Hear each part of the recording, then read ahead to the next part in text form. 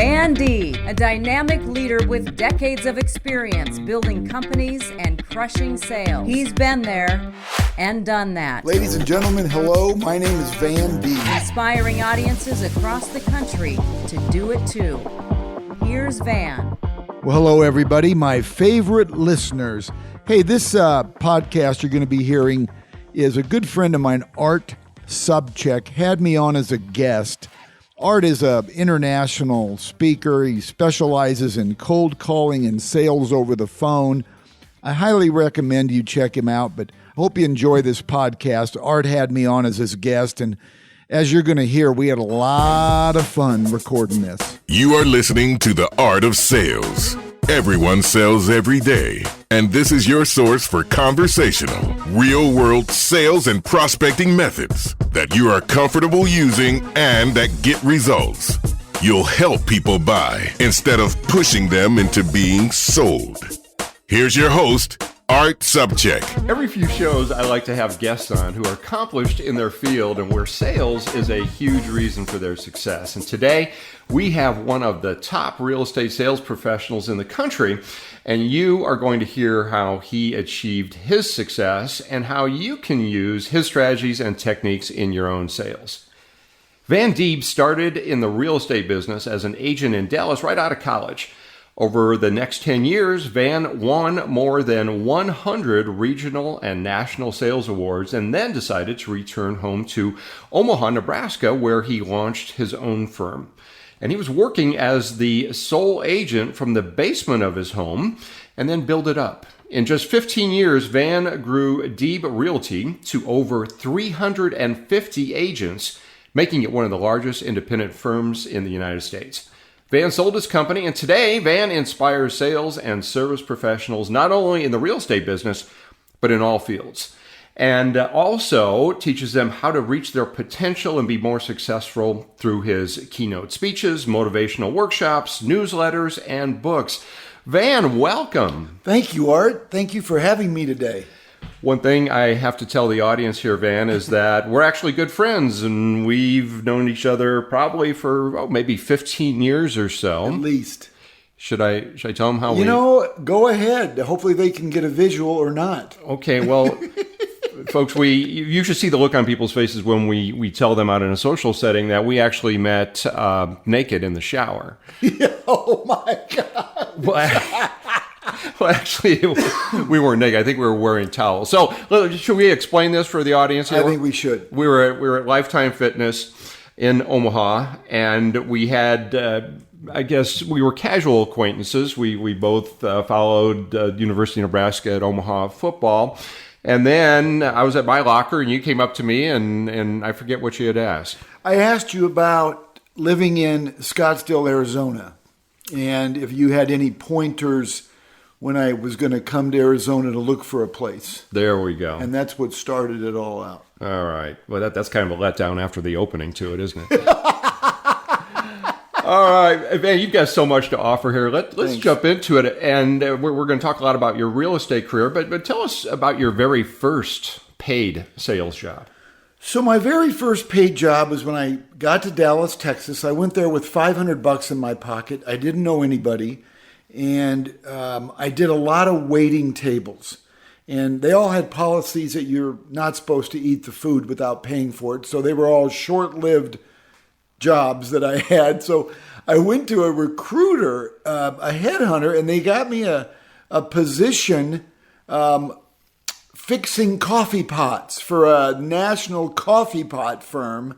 And I'd go around, and it was a sales job because I'm selling them product. And if they had a problem with their coffee pot, I was trained to fix it. And so that was my first attempt at being in sales. In my next job, I worked for Xerox selling copiers. And that was like a military-style job. It was just not my style. I had to wear a certain outfit. I couldn't have certain hair over a certain length, and you drove around in a van with a copy machine in the back, and you called on people, and then you wanted to demonstrate what you had. So that wasn't for me. Now, Xerox has, they're legendary for their sales training. Did you go through their sales training? I don't remember. I really don't. I had a pretty good time in Dallas when I was there. So I just know that the name sounds familiar, and I'm pretty sure I worked there. All right. So those sales jobs that you had, by the way, folks, you can tell we're going to have some fun here. We quite often we act like teenage junior high boys. I thought we were.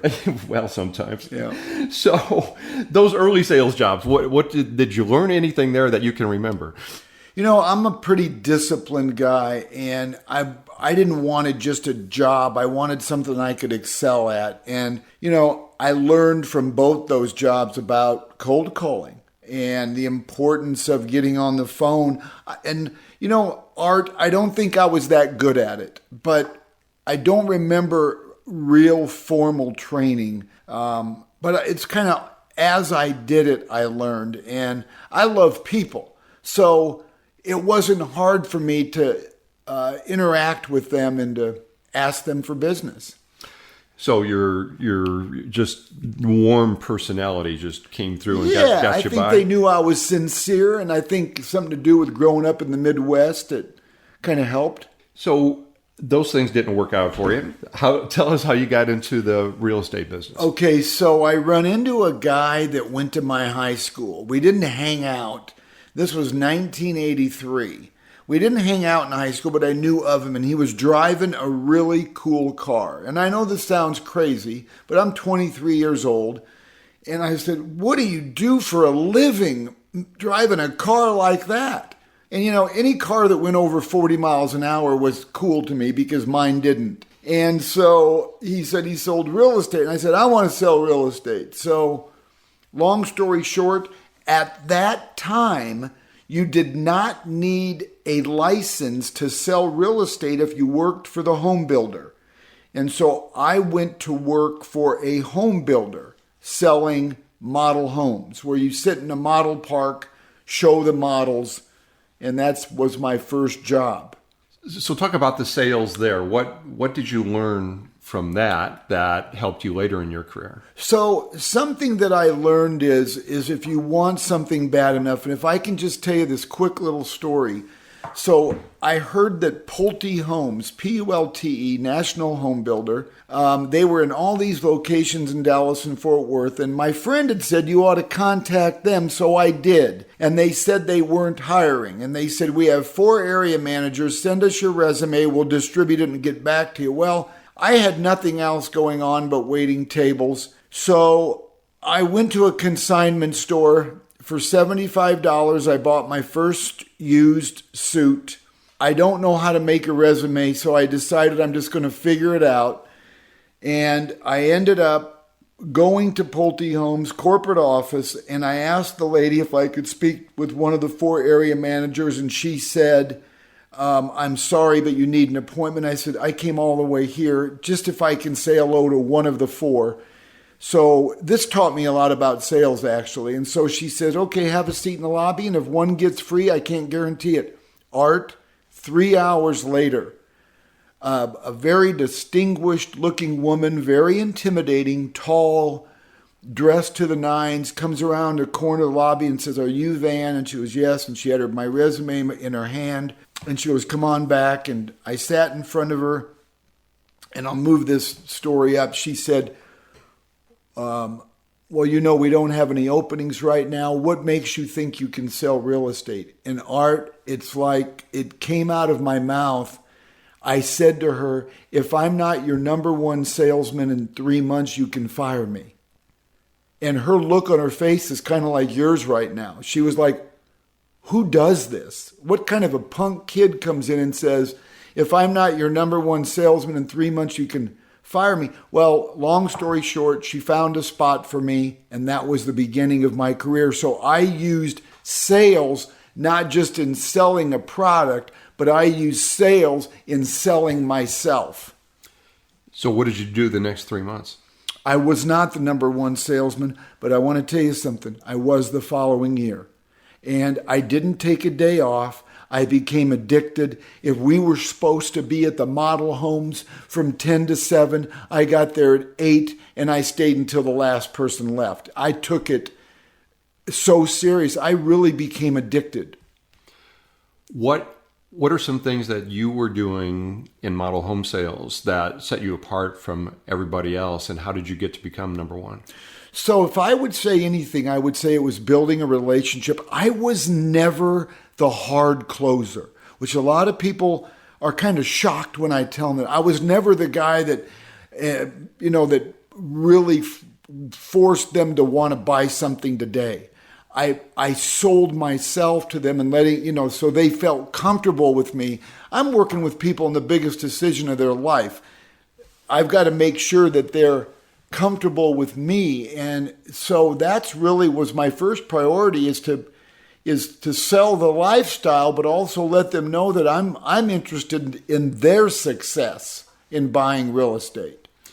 So quite often my perception of real estate sales is, and again, sorry to all the professionals out there, but I mean, let's face it, you walk in a home and they'll say, here's the bathroom, here's the kitchen. And you're like, duh, no kidding. Right. So it sounds to me like you were getting to know them as a person. You're asking questions. Yeah. So what I did is I would walk around with a pad and a pen in my hand, which nobody else did. And I didn't go to the Harvard School of Business and I didn't have a great education. I just kind of learned it. Common sense to me was you don't assume in real estate. You don't, I think so, with an answer. So when somebody would say to me, how old is the air conditioner? Or what's the monthly fees or whatever the question may be, I kept a pen and pad and I would write down their question. I said, let me find out and get back to you. So immediately I've built trust because I'm not one of these saying, I think so, I assume so. I didn't want to be that guy you're talking about saying this is the dining room and this is the kitchen. I wanted to add value.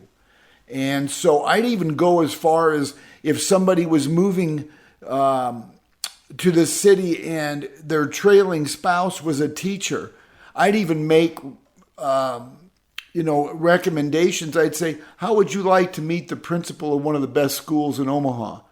God, I'd love to. So I would do things that you really don't have to do.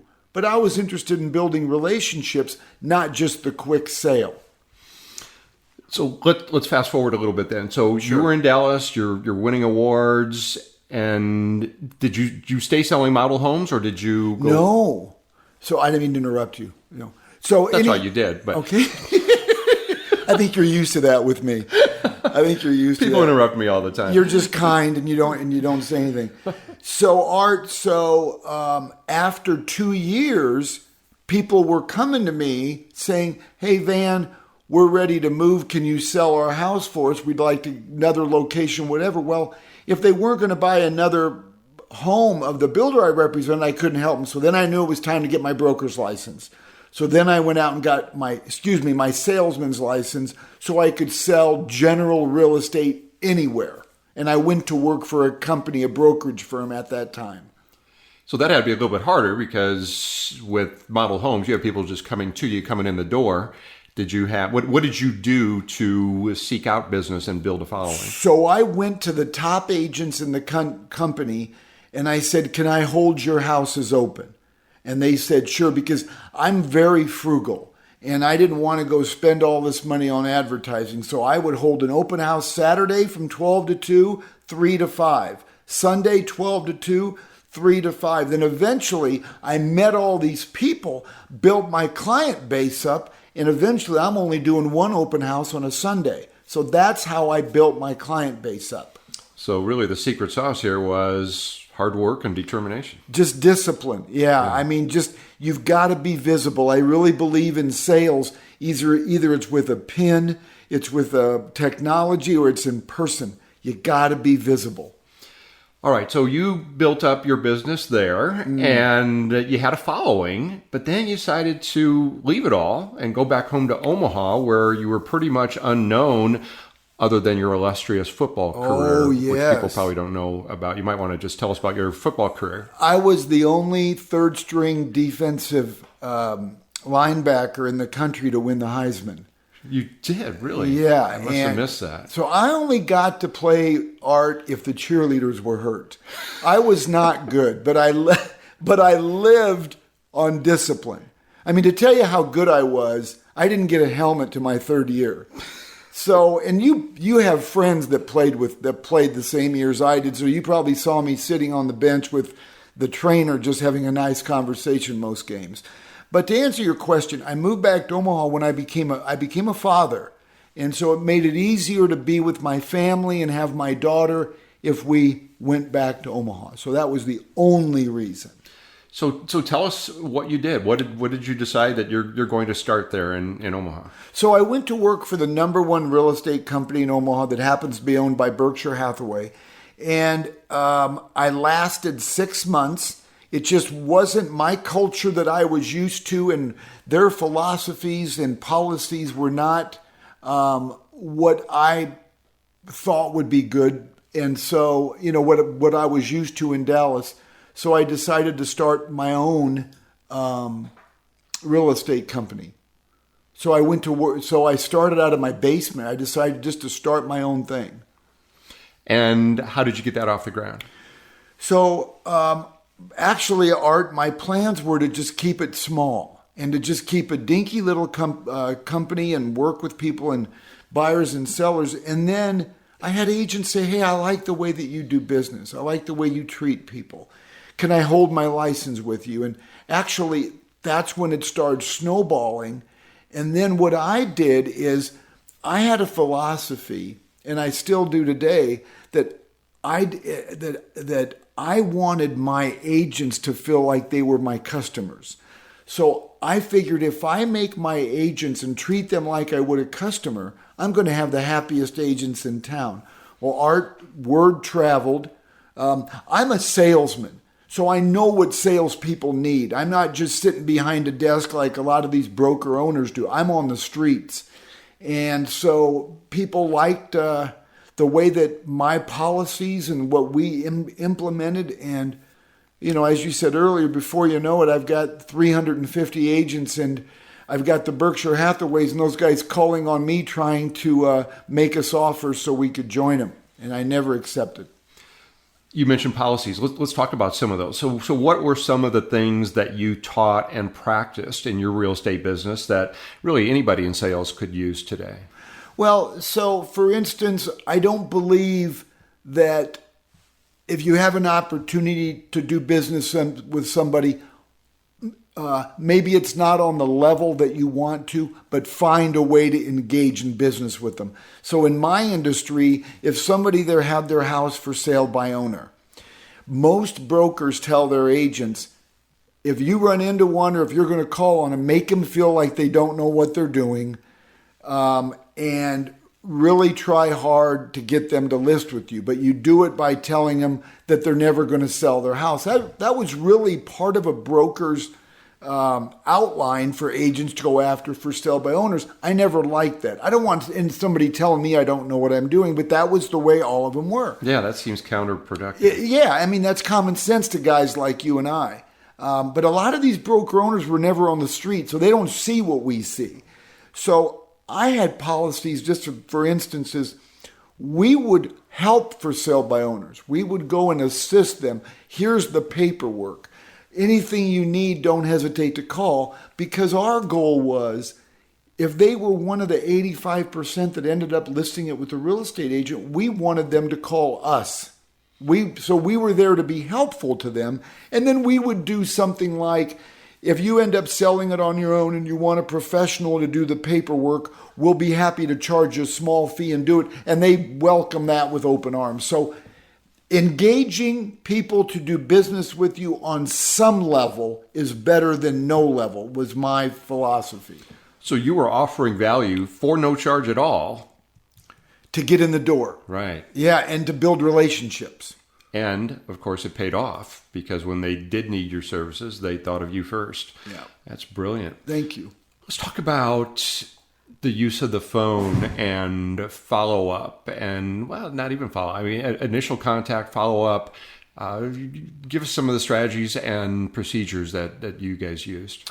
So the things I know for sure is that follow up in our business is, the fortune's in the follow up, and I think I've heard you tell me that, Art.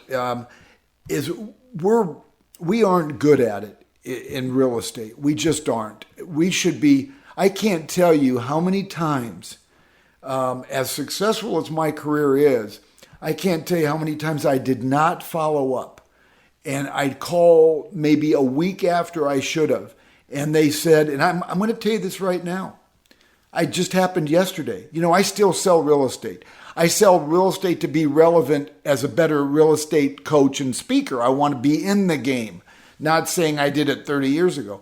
I called a guy yesterday, lived by your old house in Omaha, over off 168th and Q, in Mission Hills.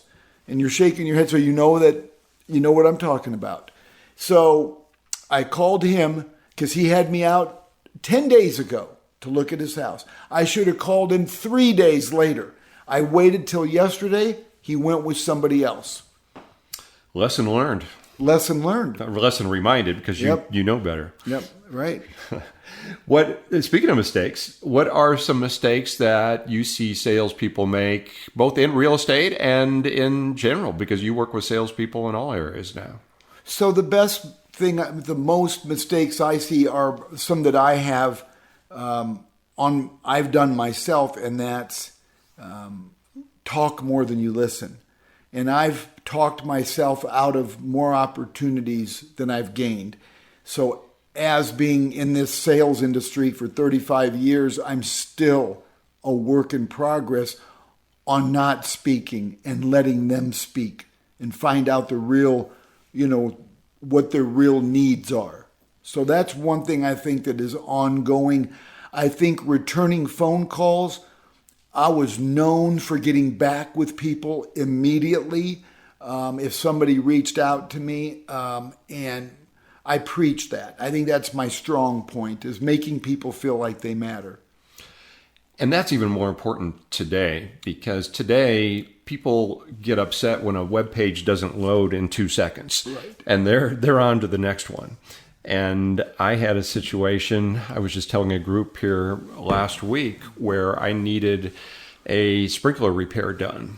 And I went to, I believe it was Angie's List, and they give you 3 or 4 different phone numbers to call.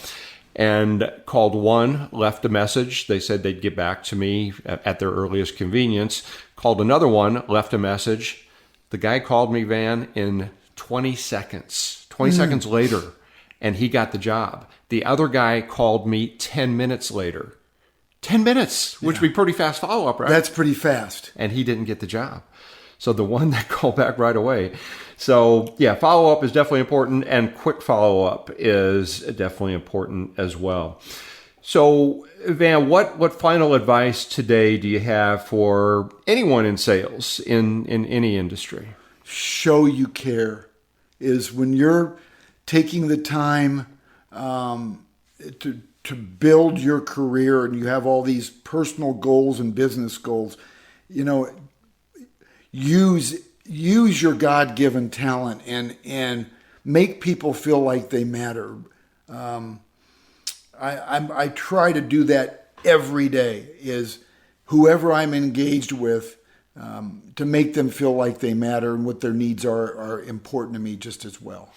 And I will vouch for that. You are excellent at that. Thank you. Van, thank you so much. This has been awesome. And we have a regular feature on this show. And those of you that are listening, you know what time it is. Your attitude will be iron. Every way you'll never feel what they say. It's the art of the sales quote of the day. That's right. It's time for the quote of the day. So I know, Van, that you've been inspired by many people in your career. So what's one of your favorite quotes, and tell us why that is important to you? So I heard this quote years ago, and I don't have to think about it twice to tell you what my favorite is. And it's by Mary Kay Ash, the founder of Mary Kay Cosmetics. And she said, pretend everybody has a sign around their neck that says, make me feel important. And I learned that years ago, and I'm like, how simple is that? You don't have to have anything over anybody, any skills over anybody. We all have the ability to make people feel important. And, just an example, I'm at Walgreens. Even though I'm very blessed and I'm a positive person, I don't wake up every day feeling like I'm on top of the world. And I didn't this day. And I'm in Walgreens and I'm paying for this. And the guy behind the counter looked at me and goes, I really like your tie. Now, he doesn't realize it, but he changed my whole mood. And I left there with the spring in my step at 8 o'clock in the morning because one person who didn't have to say it said, I really like your tie. So he made me feel like I matter. He made me feel important. We have this ability to make people feel like they matter. And you know what? That may be, if you smile at somebody or if you make one comment like that, that may be the only nice thing that person hears all day. And it's something that you did. And I have been friends with Van for quite a while, and I will tell you all out there that he walks his talk, and he does this with everybody that we come in contact with out there. Van, thank you so much for sharing with us today. These are certainly principles that are not difficult to implement, but yet a lot of people don't.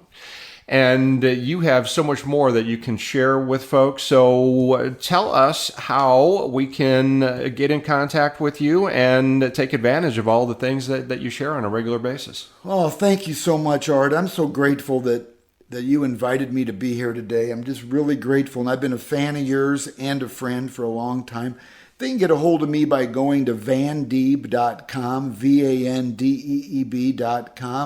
Or I'm on Facebook, Van Deeb, LinkedIn, and I even have my phone number everywhere. So I'm pretty easy to get in touch with. I've always said you can find me in the phone book, but I don't think people look at phone books anymore. So, and you have several books, and people can get those at your website as well? They can at vandeeb.com, yes. And you also have an email newsletter that people can subscribe to. So I would encourage folks to do that.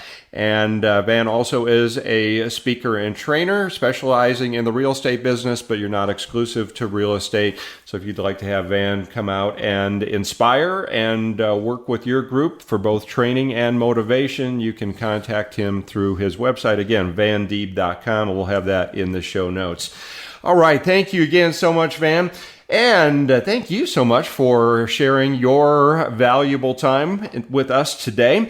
I'd like to ask you a favor, if you would, do a couple friends a favor as well, and that is tell them about this show if you feel they get some value from it. So send them to our show site, theartofsales.com, theartofsales.com, and if you don't yet have our free ebook of 501 telephone sales tips, go and grab that right now at our blog, which is smartcalling.com, smartcalling.com. Van, once again, thank you so much. And everybody, until next time, go out and make it your best sales day ever. I'm Art Sobczak. I sure hope you enjoyed listening to Art and I. Now you can find out more about Art by looking at the links in the show notes. Thanks for checking out the Van Deeb podcast. A Parkville Media Production.